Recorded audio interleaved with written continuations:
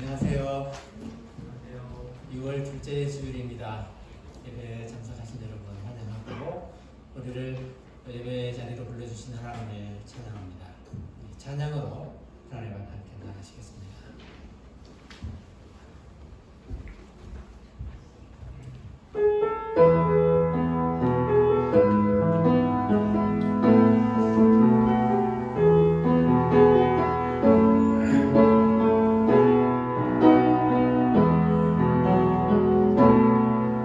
나의 사랑하는 자의 목소리 듣기 원하네.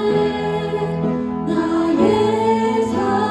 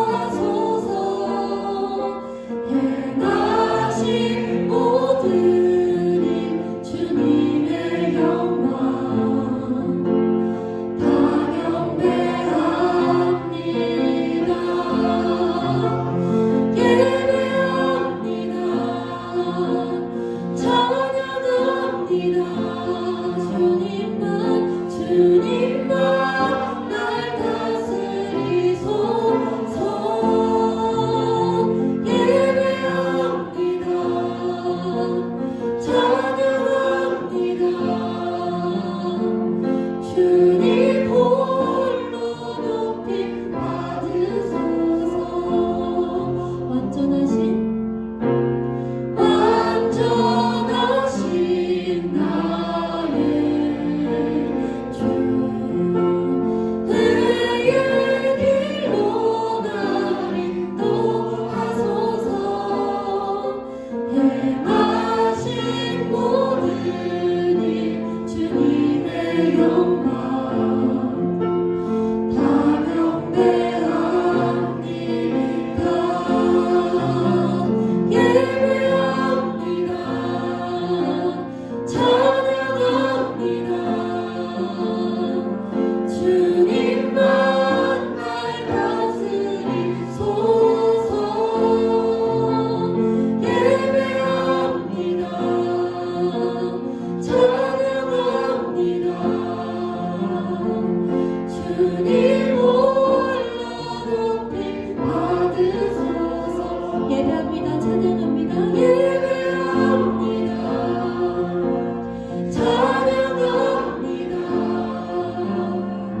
주님만 날 다스리소서. 예배합니다. 찬양합니다. 주님 홀로 높이 받으소서. 주님 홀로 높이 받으소서.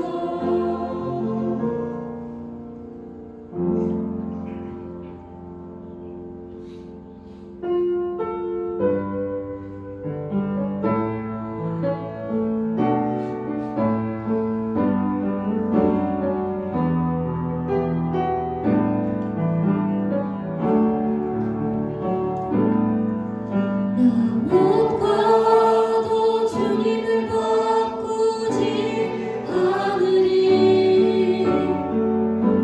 다른 어떤 은혜 구하지 않으리. 오직 주님만이 내 삶의 도움이시니 주의 얼굴 보기 원합니다. 나 무엇과도 주님을 바꾸지 않으리. 다른 어떤 은혜 구하지 않으리. 오직 주님만이 내 삶의 도움이시니 주의 얼굴 보기 원합니다. 주님 사랑해요. 주님 사랑해요.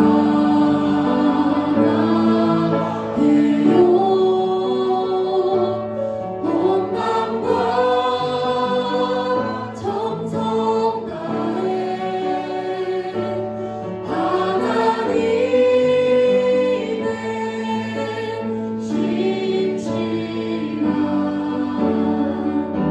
친구 되기 원합니다. 나 무엇과도 주님을 바꾸지 않으리. 다른 어떤 은혜 구하지 않으리. 오직 주님만이 내 삶의 도움이시니 주의 얼굴 보기 원합니다. 주님 사랑해요. 주님 사랑해요.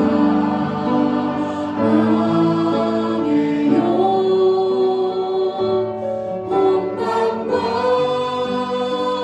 정성 다해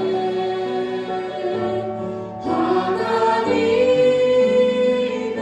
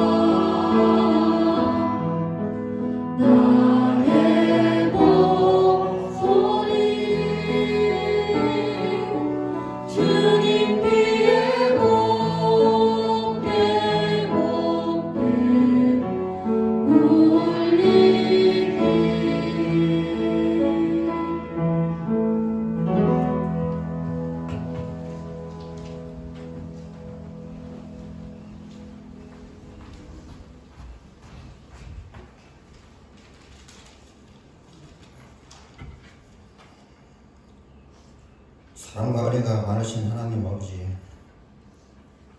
오늘도 예배할 수 있는 시간과 여건과 시간을 허락해 주셔서 감사드립니다. 지난 일주일 구전 날씨와 한절기 속에서도 건강을 지켜주시고 무사히 한 주를 마무리할 수 있게끔 인도해 주시며 감사를 드립니다. 매 순간마다 주님의 은혜 없이는 살아갈 수 없음에도 불구하고 연약한 저희는 주님을 잊어버리고 나의 생각에 사로잡혀 세상에 휩쓸릴 때가 많았음을 고백합니다. 또한 주님을 잊고 문제가 있을 때마다 내 힘으로 해결해 보려고 초조했던 저희들의 교만함을 용서해 주시옵소서. 이 시간 주의 손을 의지하며 기도하오니 모든 성도들이 기쁨으로 풍요와 번영을 누리게 하여 주시옵소서. 먼저 예담교회가 진행하고 있는 단기 선교 사역을 위하여 기도합니다. 하나님께서 저 사람들에게 복음을 전파하고 우리를 부르신 줄로 인정하여 성령님 안에서 한마음 한뜻으로 팀을 준비하게 하시고 언어와 체력, 재정이 준비될 수 있도록 허락하여 주시옵소서. 성령으로 하여금 더 크게 이끄셔서 선교에 불이 붙는 데에 더욱더 성령님의 놀라운 역사가 일어나게 하여 주시옵소서. 전능하시고 만물을 주관하시는 하나님 아버지, 우리 예담교회가 여러모로 많이 힘들고 어렵지만 무엇보다도 사랑이 가득한 교회, 서로 섬기고 사랑하는 교회, 이웃에게 복음을 전가하는 교회, 다음 세대를 잘 준비하는 교회가 되게 하여 주시옵고 이 지역 마이랑이 베이와 함께 호흡하는 교회가 될 수 있도록 인도하여 주시옵소서. 하나님께서 주신 말씀을 오늘 이정성 목사님을 통해 대언하실 때 우리가 이 어려운 때를 이겨나갈 힘을 얻게 하시고 소망을 갖게 하시고 능력 주실 줄 믿습니다. 교회 공동체를 위하여 봉사와 헌신을 아끼지 않는 모든 성도들에게 하나님께서 은혜를 내려주시옵고 그들의 봉사와 헌신을 통하여 우리 예담교회가 아름답게 주님 보시기에 기쁘게 부흥되게 하여 주시길 살아계신 귀하신 예수 그리스도의 이름으로 감사하며 기도드립니다.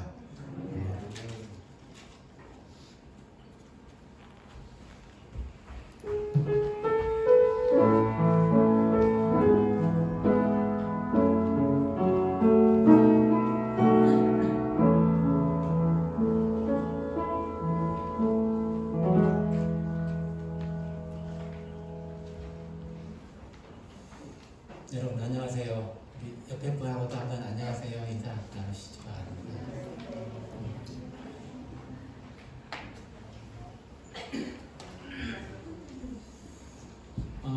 방문 하신 분 계십니다. 김정숙 집사님 어디 계셔요? 한번 일어서 주시렵니까? 네, 반갑습니다. 한국에서 오셨어요? 아니에요? 아, 그냥 처음 오신 거예요? 아니요, 저 인터넷 때 목사님 그 나갔는데 제가 국경사다 이쪽으로 이사를 와가지고 아, 주사랑교회 다니셨어요? 네, 햄스턴에 있을 때 그니까요. 저도 주사랑교회 다녔어요.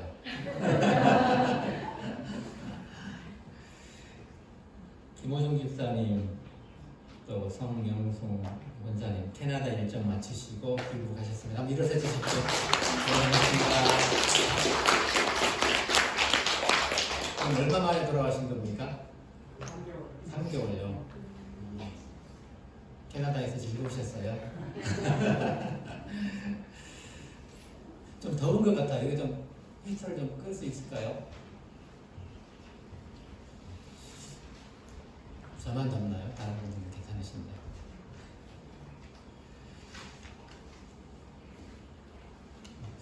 목사님이 주로 글씨를 너무 짧게 만드셔가지고 잘 안 보입니다, 제가.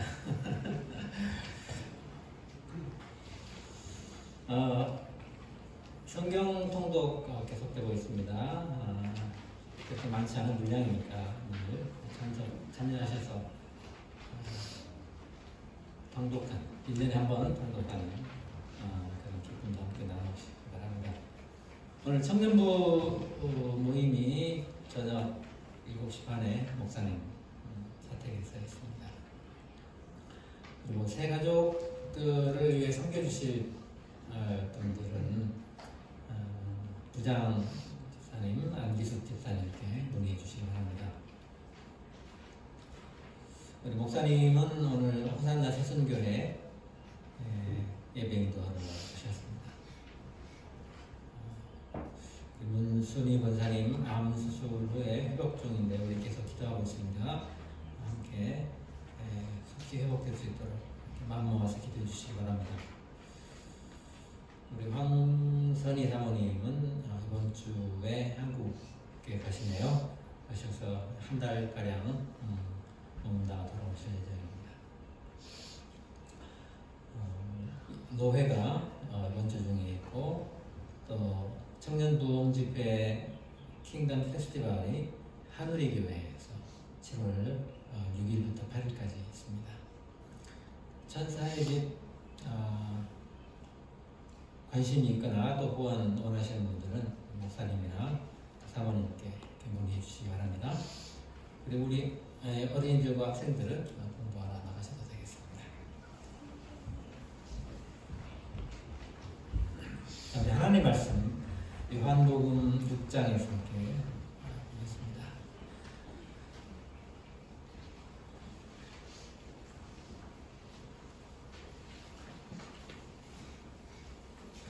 (1절부터) 14절까지만 읽겠습니다. 한 절씩 교독할게요. 그 후에 예수께서 디베리아의 갈릴리 바다 건너편으로 가시매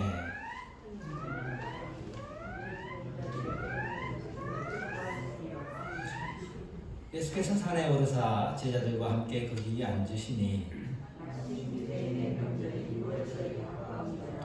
예수께서 눈을 들어 큰 무리가 자기에게로 오는 것을 보시고 빌립에게 이르시되 우리가 어디서 떡을 사서 이 사람들을 먹이겠느냐 하시니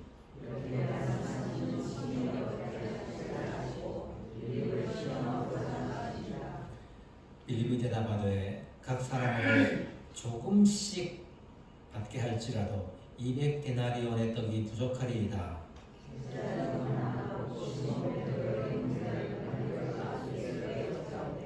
여기 한 아이가 있어 보리떡 5개와 물고기 2마리를 가지고 있나이다. 그러나 그것이 이 많은 사람에게 얼마나 되겠사옵나이까?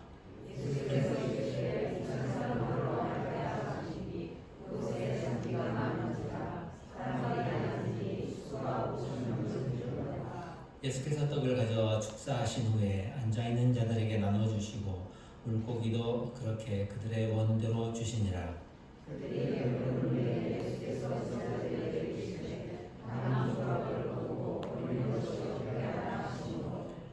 이에 그들이 보리떡 5개로 먹고 남은 조각이 12바구니에 찼더라.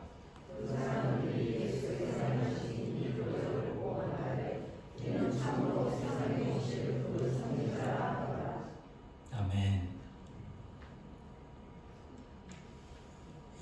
요한복음이 기록하고 있는 예수님의 동서는 갈릴리와 예루살렘 사이의 왕복 여행입니다.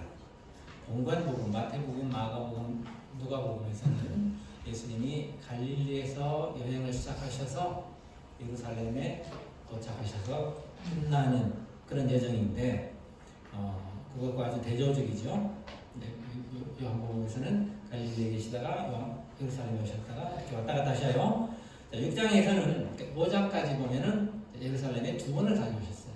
그리고 6장에서 2번 다녀오신 후에 다시 갈릴리에서 활동하시는 이야기가 기록되고 있습니다.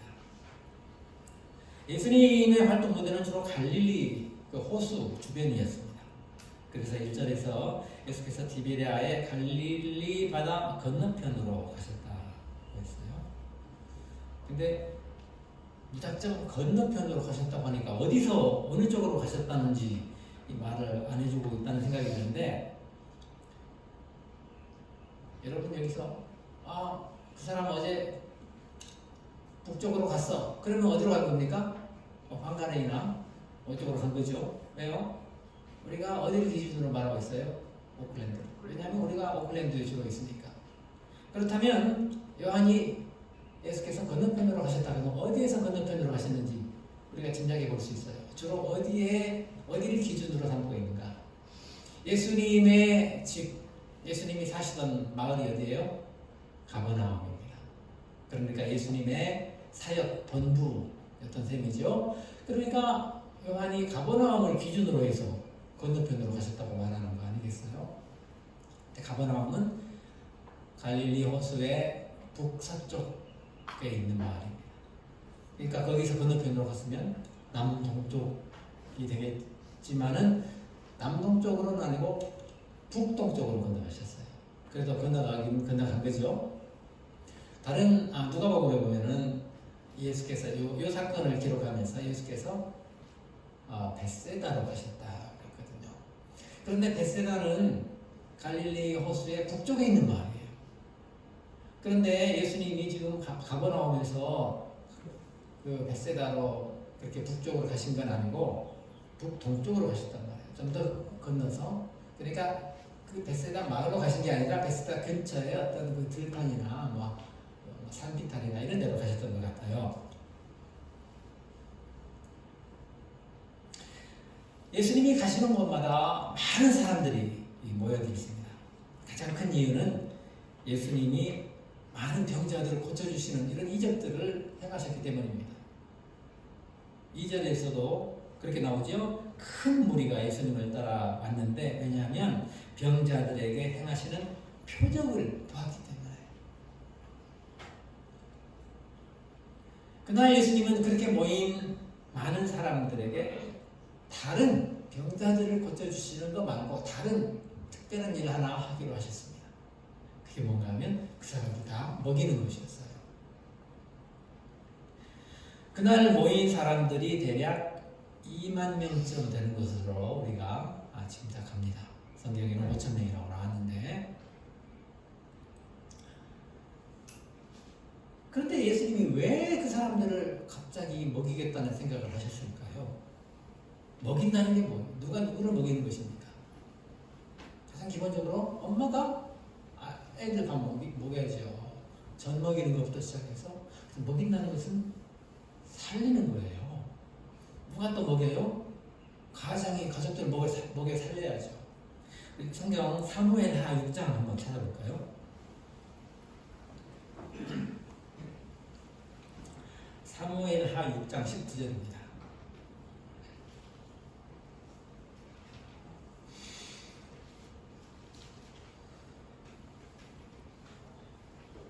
제가 읽을게요. 모든 백성 곧 이스라엘 무리에게 남녀를 막론하고 떡 한 개와 고기 한 조각과 건포도 떡 한 덩이씩 나누어 주매 모든 백성이 각기 집으로 돌아가니라. 이게 무슨 사건인가 하면 다윗이 이스라엘의 왕이 되고 나서 정말 그토록 마음에 짐과 같던 정말 소원이던 일을 마침내 이루었습니다. 그게 뭔가 하면 여호와의 궤를 예루살렘으로 가져온 거예요.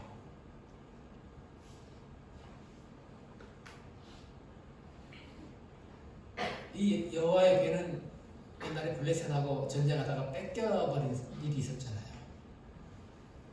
그 궤 가지고 가면 전쟁에서 이길 줄 알고 생각했다가 오히려 이기기는커녕 참패를 당하고 여호와의 궤까지 뺏겨버리는 아주 처참한 일이 일어났었죠. 그런데 그 궤가 다시 돌아왔죠.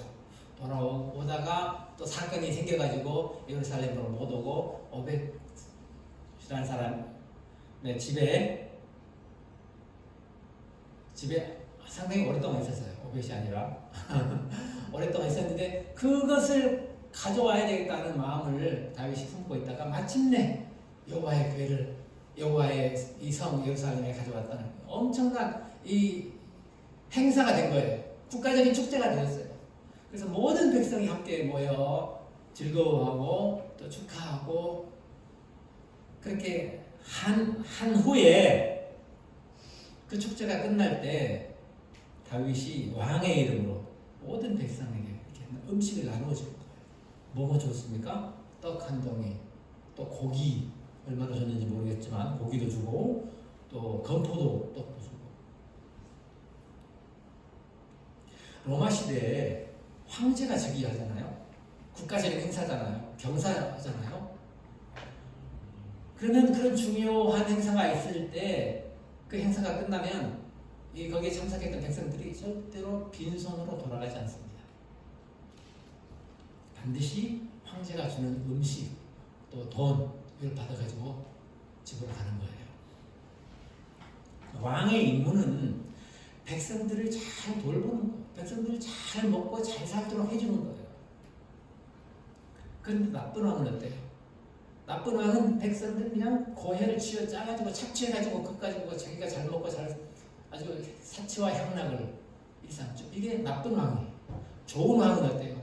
백성들 어떻게 사는지 들어가서 살펴보고 어떻게 하면 우리 백성 잘 먹고 잘 살 수 있을까 애쓰는 이게 진짜 좋은 왕이란 말이에요.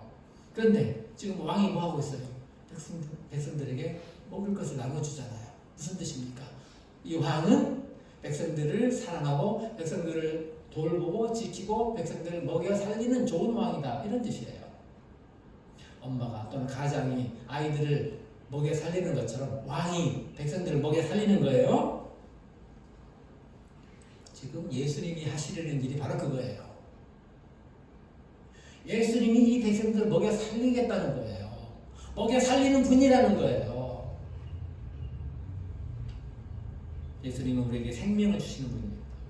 지금 요한복음에서 계속 이렇게 얘기를 했는데 생명을 주시는 것뿐만 아니라 우리의 삶도 책임져 주시고 우리의 모든 것을 우리 주님이 이렇게 인도해 주시고 이끌어 주시는 분이라는 것을 지금 이 사건으로 말하려고 하는 것입니다. 자, 그래서 예수님이 빌립에게 말씀하셔요. 우리가 어디서 떡을 사서 이 사람들을 먹이겠느냐. 자, 2만 명이나 되는 사람들에게 갑자기 음식을 먹이겠다고 예수님이 미리 얘기도 안 하고 갑자기 발표를 하셔버렸네요. 그러면 이 실무를 맡은 이 제자들은 어때요? 완전 멘붕에 빠지는 거죠. 다윗은 여호와의궤를 예루살렘으로 가져올 때 미리 백성들 남으실 음식 다 준비하지 않았겠어요? 그랬다가 끝나니까 이렇게 싹 나눠줬단 말이에요. 로마의 황제들이 그 수많은 백성들에게 음식과 돈을 나누어줄 수 있었던 것은 그만한 능력이 있기 때문입니다. 로마 황제들은 재산이 많아요.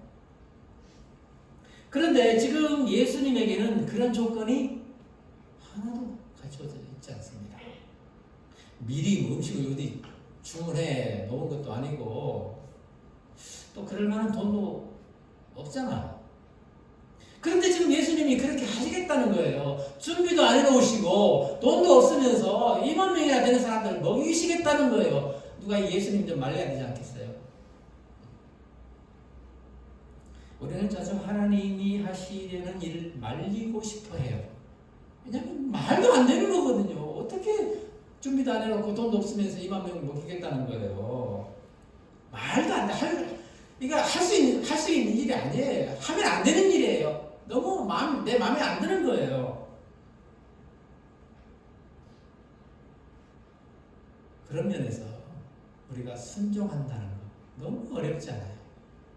하나님 말씀 순종하고 싶은데 말이 안 되는데 어떻게 순종을 하냐고요. 순종해야 되는 거 아는데 너무 마음에 안 들어요. 하고 싶지가 않아요. 순종 잘 안 되겠죠? 순종은 정말 믿음에서 나올 수밖에 없어요. 믿음의 척도예요. 어쨌든 우리가 꼭 알아야 할 사실은 하나님은 우리가 말린다고 해서 말려지는 분이 아니라는 거예요. 바울사도가 이렇게 말했죠. 하나님의 어리석음이 사람보다 지혜롭고. 내가 생각하기에는 하나님 말도 안 되는 일을 지금 하려고 하시는 것 같아. 하나님의 어리석음이 사람보다 지혜롭고 하나님의 약하심이 사람보다 강하다고 했어요. 그런데 우리가 하나님을 말린다는 건 말이 됩니까? 자, 예수님이 빌립에게 물으신 것은 어디서 지금 어디에서 떡을 사야 되겠느냐? 즉 다시 말하면 이 떡이 필요한데 2만 명을 위한 음식이 필요한데 어디서 놔야 되겠느냐? 어디에서 이거예요. 어디? 왜 하필 또 빌립한테 물어보셨을까요? 그 옆에 마침 재수가 없어가지고 빌립이 예수님 옆에 있었을까요? 빌립은 베세다 마을 출신이에요. 바로 그 베세다 옆에 바로 그 근방이잖아요. 그러니까 음식을 어디에서 구할 수 있는지 제일 알 수 있는 사람이 빌립 아니겠어요? 그런데 빌립의 대답은 어디가 아니라 얼마였습니다. 예수님은 어디에서 살 수 있겠느냐 하니까 어디는 말도 않고 200데나리온 돈이 나오잖아요. 얼마가 나오잖아요. 그렇죠? 어디에서 물어보니까 얼마라고 대답하면 이게 말이 안 되죠. 근데 또 빌립의 말도 재미있어요. 200데나리온이나 저는 엄청난 돈을 가지고 음식을 산다 할지라도 부족할 것입니다. 그럼 부족하면 300데나리온을 사면 되죠. 근데 하필 200데나리온이라고 하면서 부족할 것 같다고 얘기를 할까요? 제 생각에는 빌립이 생각할 수 있는 가장 많은 액수가 200데나리온이었던 것 같아요. 예를 들면 자기 친구들 다 전화해가지고 돈 빌려줄 수 있느냐 물어봐가지고 통원할 수 있는 돈이 그만큼 있는지 아니면 자기 집 팔든지.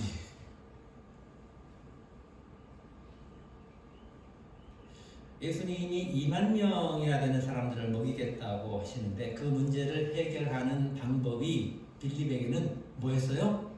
돈이었어요. 돈만 있으면 되겠다는 거예요.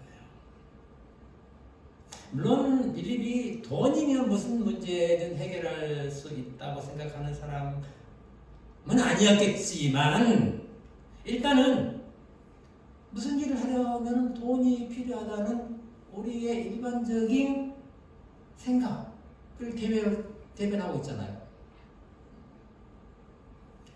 그러니까 돈으로 무슨 문제를 해결하려고 하면은 뭐가 중요해요? 얼마냐? 이게 중요한 거죠. 근데 200데나리온은 좀 부족할 것 같고 300데나리온 정도면 또 어느 정도 될 것 같은데 어쩌면 한 500데나리온 같이 사면 뭐 풍족하겠다. 그러니까 돈이 많을수록 문제는 쉽게 해결할 수 있겠네요. 어쨌든 최소한 200데나리온이 있으면 예수님이 2만 명을 먹이겠다는 이 계획이 이루어질 수가 있겠습니다. 그러니까 결국 예수님이 하시려는 일도 돈으로 할 수 있다는 결론에 이르게 되죠. 그러면 예수님이 그렇게 고생하실 필요가 뭐가 있어요? 그냥 돈 가지고 사람들 먹이고 돈 가지고 사람들 다 어려운 것 없애주시고 하면 될 거지. 이게 바로 예수님이 광야에서 사탄에게 시험 받으실 때 문제였어요. 예수님이 사탄에게 시험 받으신 문제가 바로 그거였습니다. 이 돌들로 떡을 만들어가지고 사람들 다 먹이면 되는데 뭐하러 십자가 같은 고생을 하라고 합니까? 사실 우리가 살면서 좋은 일을 하려면 돈이 필요하죠. 가난한 사람들을 구제해야 되는데 돈으로 하지 않고 어떻게 할 수 있습니까? 야고보 사도도 그렇게 말했죠. 헐벗고 굶주리는 형제에게 아이고 춥지 추운데 왜 이렇게 옷도 이렇게 안 입고 다녀? 좀 두꺼운 옷 좀 입고 잘 다녀. 맛있는 거 좀 많이 사 먹어. 말만 그렇게 하면서 실제로 필요한 거 안 주면 그게 무슨 유익이 있겠냐. 빌립도 마음만 같아서는 뭐 집을 팔든지 빚을 내든지 해가지고 200데나리온 착 가져와가지고 예수님이 하시려는 일을 도와드리고 싶어요. 그런데 빌립이 하는 말을 보면 뭐 그만한 돈은 없는 것 같고, 그러면 빌립은 돈이 없어서 예수님을 도와드리지 못하는 것이 됩니까? 돈이 있었으면 내가 예수님 도와드릴 수 있었는데 돈이 없어가지고 내가 예수님 못 도와드리네, 그러는 거예요. 그래서 우리도 돈 없으면 선한 일도 할 수 없고 하나님을 위해서 일을 할 수 없는 것입니까? 그런데요, 예수님은 빌립이 말하는 200데나리온에 아무런 관심이 없으세요. 그 200데나리온 가지고 지금 이 사람들 먹이고 싶은 생각이 없어요, 예수님. 그때 마침 안드레가 보리떡 5개하고 생선 2마리를 가져왔습니다. 한 아이가 있는데 그 아이가 이거 가져왔다는 거예요. 그런데 그 얘기를 하는 안드레도 너무 민망해서 어쩔 줄 몰라요. 지금 예수님이 2만 명이나 되는 이 사람들을 먹이겠다고 하시는데 보리떡 5개 가져와가지고 이거 도움이 될까요? 이렇게 물어보려니 너무 민망하잖아요. 그래서 정말 이 안드레가 이게 도움이 될까 이런 생각으로 가져왔을까요? 도대체 무슨 생각으로 가져왔는지 모르겠어요.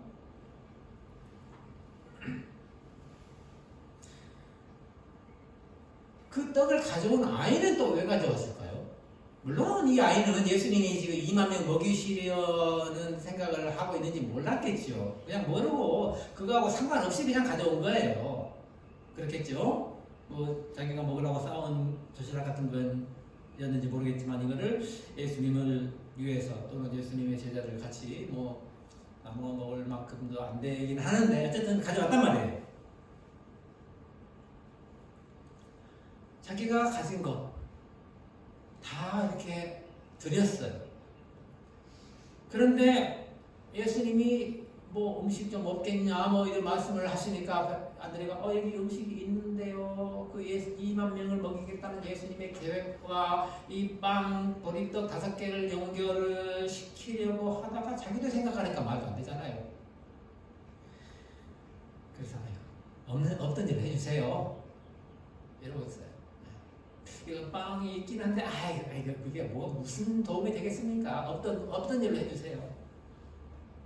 어쨌든 안드레도 어쩔 줄 모르고 있긴 하지만 그는 예수님 앞에 아이의 헌신, 그 아이 이름 없는 이 아이가 드린 보리떡 5개와 물고기 2마리라는 이 헌신을 들고 예수님 앞에 서 있어요.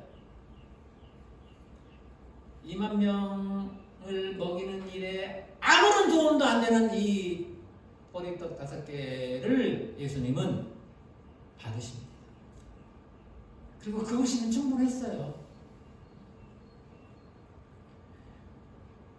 2만 명을 먹이자는 예수님의 계획을 위해서 빌립은 200데나리온 빚을 내든지 집을 팔든지 해서 200데나리온이라도 드리고 싶지만 없어서 못했는데 그 200데나리온이 없어도 얼마든지 주님의 계획에 참여할 수 있다는 것을 이 빌립과 이 이름 없는 아이가 보여주고 있습니다. 비록 적은 것이라도 내가 가진 것으로 헌신할 때 그것을 하나님이 받으시고 사용하십니다.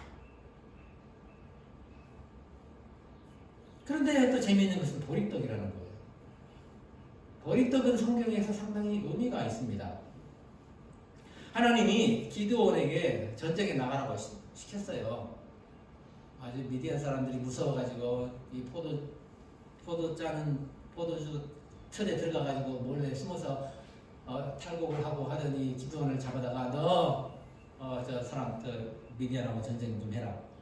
데려오셨는데 군대를 하여튼 모았어요. 3만 명이나 모았어요. 근데 다 돌려보내고 300명만 남겨놓으라고 하시는 거예요. 그리고 전쟁 나가라 하니까 기드온이 전쟁 나갈 생각이 1도 없어졌어요.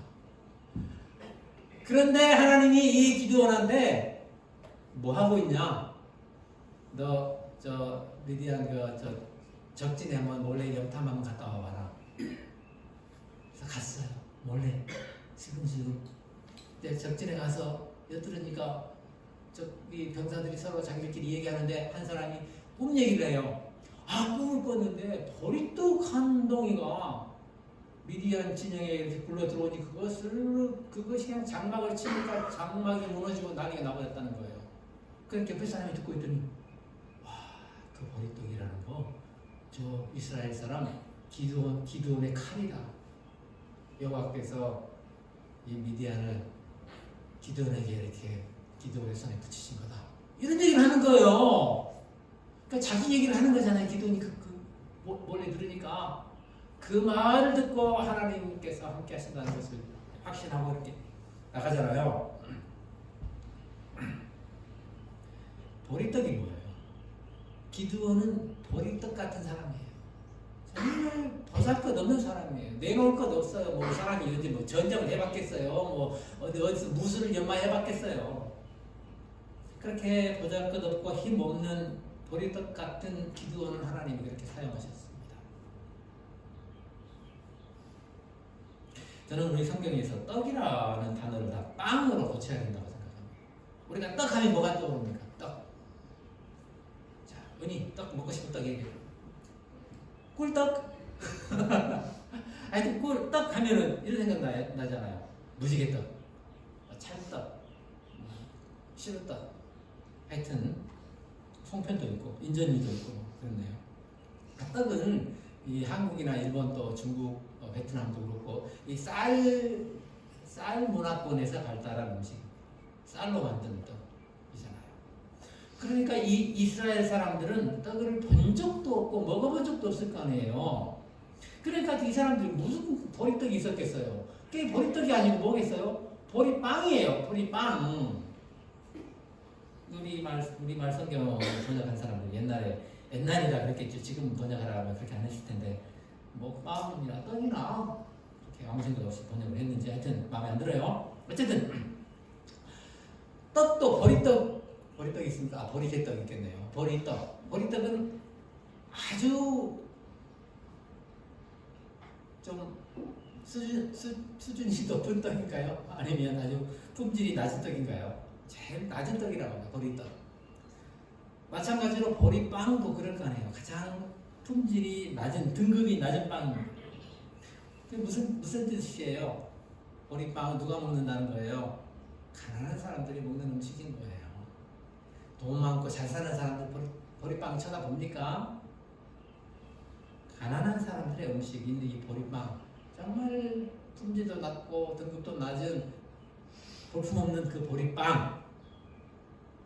그런데 이 보리빵이야말로 실상 보통 사람들의 생명이잖아요. 사람들이 그거 먹고 살잖아요. 그것도 없으면 다 죽는 거예요. 그래서 이 없는 사람들을, 보통 사람들의 목숨을 유지해 주는 게 바로 이 보잘것없는 보리빵이에요. 그리고 하나님은 이 보리빵으로 사람들을 구원하셔요. 선지자 엘리사 시대에 흉년이 들었습니다. 아주 큰 흉년이 들었어요. 엘리사에게 제자가 100명이 있었습니다. 엘리사 따라다니면서 배우는데 흉년이 들어가지고 이 사람들 먹을 게 없는 거예요. 다 굶주리고 있습니다. 그런데 어떤 사람이 이 선지자에게 보리빵을 20개를 가져왔어요. 보리빵이 얼마나 큰지 모르겠지만 20개가 얼마나 될까요? 어쨌든 보리빵 20개를 가져오니까 엘리사가 그것을 그 굶주리고 있는 제자들에게 나눠주라고 했어요. 그러니까 사환이 하는 말이, 그 엘리사의 사환, 여러분 나와주고 게하시라는 사환이 있죠. 그 사람이 하는 말이, 아니 선생님, 이걸 가지고 어떻게 100명이 먹어요? 어떻게 100명한테 이걸 나눠줍니까? 뭐 한 2명만 오라고 해가지고 몰래 먹으라고 하든지 뭐 그러든지 100명한테 어떻게 이걸 나눠줍니까? 엘리사 하는 말이, 나눠주어라. 여호와의 말씀이 그들이 먹고 남으리라 하셨느니라. 그리고 그들이 먹고 남았어요. 남았다는 건 뭐예요? 배불리 먹었다는 것이죠. 아직 덜 먹었는데 배고픈데 누가 그걸 남길 수 있어요? 배가 불렀으니까 그만 먹고 남기는 거죠. 보리빵 20개 가지고 100명이 먹고 남았단 말이에요. 지금 예수님 앞에 그 엘리사 시대의 상황이 똑같이 전개되고 있습니다. 다른 것이 있다면 빵의 개수가 적죠. 20개였는데 5개밖에 없고, 먹어야 할 사람은 훨씬 더 많습니다. 빵의 개수는 4분의 1인데 먹어야 할 사람은 2,100? 200배? 200배네요. 200배. 이스라엘 사람이라면 이 엘리사 이야기 모르는 사람이 없겠죠. 그래서 예수님은 지금 먹고 남으리라는 그 여호와의 말씀대로 보리빵 20개로 선지자 100명, 선지자 제자들 100명이 다 먹고 배불리 먹었던 일을 지금 거기서 재현하시려는 거예요. 사실은 엘리사에게 그들이 먹고 남으리라 말씀하셨던 여호와께서 그 자리에 와 계신 거죠. 그리고 그렇게 하셨습니다. 보리빵 5개와 작은 생선 2마리로 2만 명이 배불리 먹었어요. 배불리 먹었다는 것은 만족했다는 뜻입니다. 잘 먹었다는 뜻이에요. 잘 먹고 또 거기다 믹스커피도 한 잔씩 했으면 더 좋았겠지만 그때는 뭐 커피가 없었으니까 커피가 없어도 행복했을 거란 말이에요.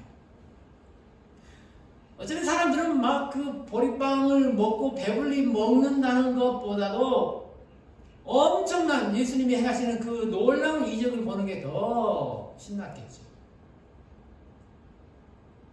비록 값싸고 맛도 없는 보리빵이지만 사람들은 천국에 와 있는 것 같은 기분이었을 거예요. 그러니까 그들은 값싼 보리빵을 먹으면서 천국을 경험하고 있었습니다. 그러면서 그들은 뭘 생각했겠어요? 광야에서 옛날에 광야에서 자기 조상들이 만나 먹었던 일 자동으로 생각나지 않겠어요? 백성들이 모세에게 먹을 것이 없다고 불평을 합니다. 아무것도 없는 광야예요. 먹을 게 없는 건 당연하죠. 그렇지만 하늘에서 만나가 내려와 백성들을 먹였습니다. 지금 2만 명의 군중이 모여있는 곳도 광야를 연상케 하는 넓은 들판이나 뭐 산비탈 그런 곳이었단 말이에요. 어디 가서 음식을 구할 수 있겠어요? 그래서 예수님이 빌립에게 물어보셨잖아요. 어디서 구할 수 있겠냐? 그러니까 빌립이 없는데요. 아무 데서도 구할 수 없습니다. 여기 음식이 없습니다. 광야에 음식이 없었던 것처럼 여기도 음식이 없습니다. 이렇게 대답을 했어야죠. 아무 데서도 음식을 구할 수 없을 때 하늘에서 만나가 내려오잖아요. 그리고 거기에서 보리빵의 기적이 일어납니다. 우리의 능력이 끝나는 곳에서 하나님의 능력이 시작이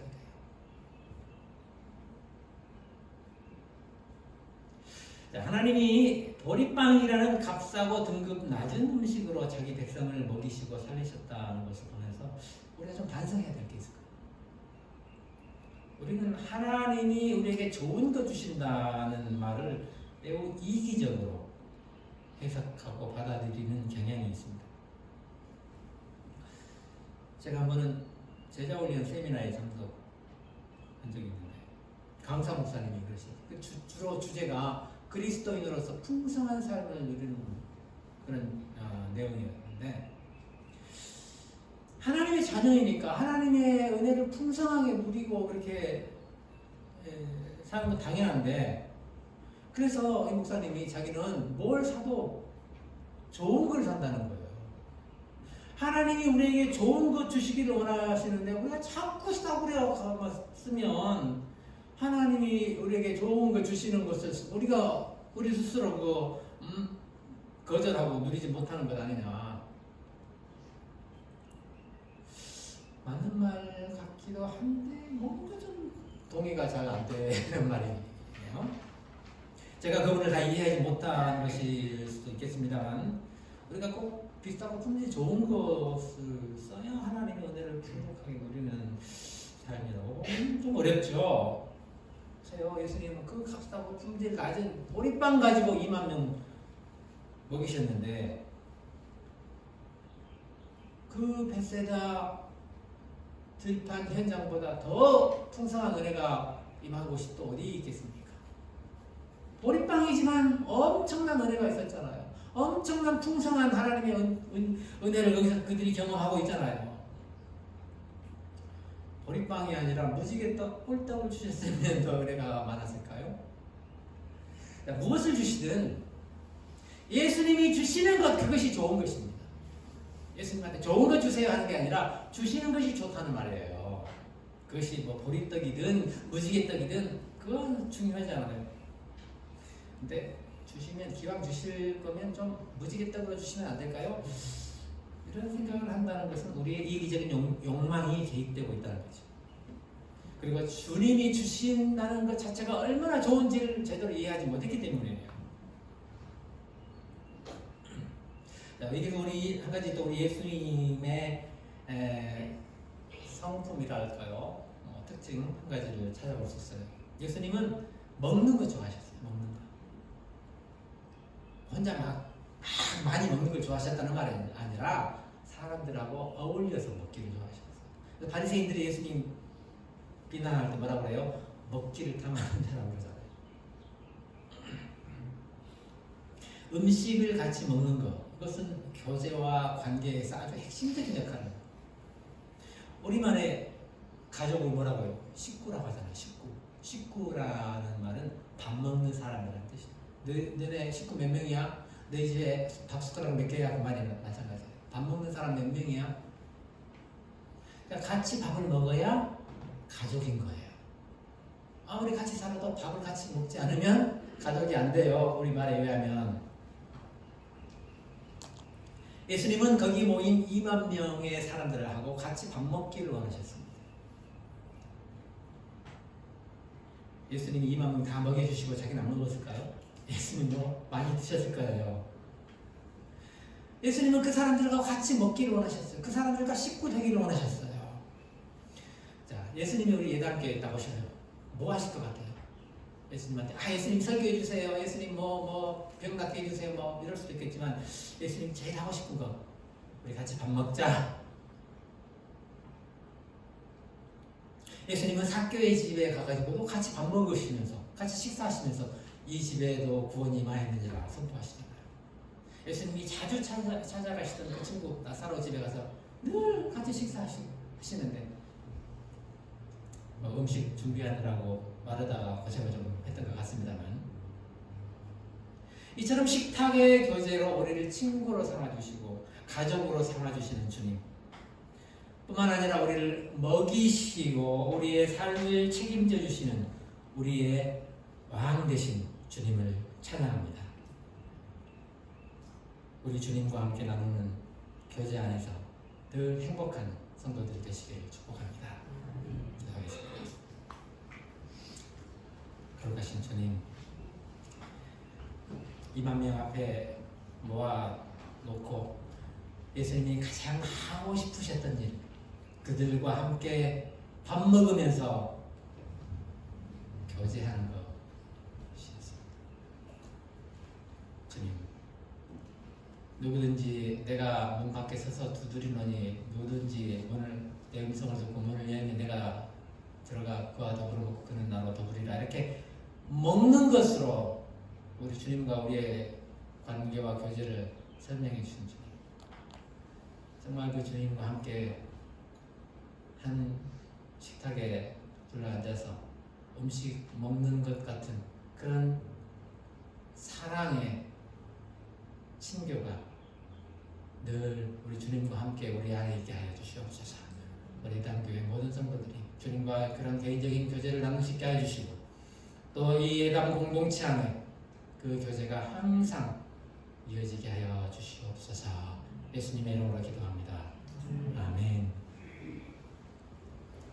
우리 찬송 220장, 아까 악보에 보니까 1절에 우리 예수 복을 받아, 그런데 복을 받아가 아니고 번을 받아, 번. 네, 같이 부르겠습니다.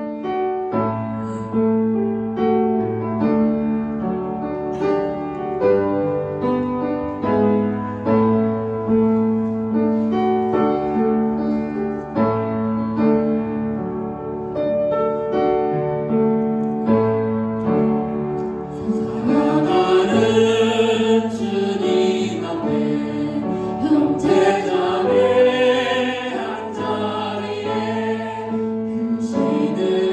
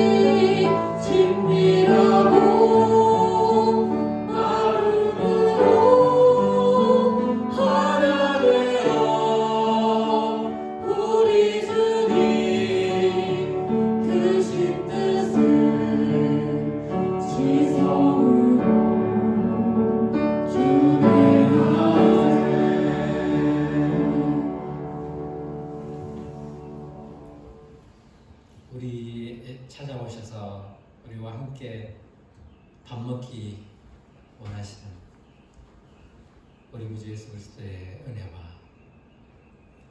우리를 자녀 삼기 위해서 자기 아들까지 내어놓으셨던 그 하나님의 말로 표현할 수 없는 사랑과 오늘도 우리에게 찾아오셔서 우리 안에 내주하시고 우리 몸을 성전 삼으시는, 그래서 하나님의 뜻 따라 순종하면서 살도록 믿음 주시며 인도하시는 성령 하나님의 교제가 여기 머리 숙여 주님을 예배하고 주님의 뜻에 순종하며 주님과 교제하며 살기 원하는 모든 주님의 행복한 자녀들에게 지금 그리고 영원토록 함께 있을지어다.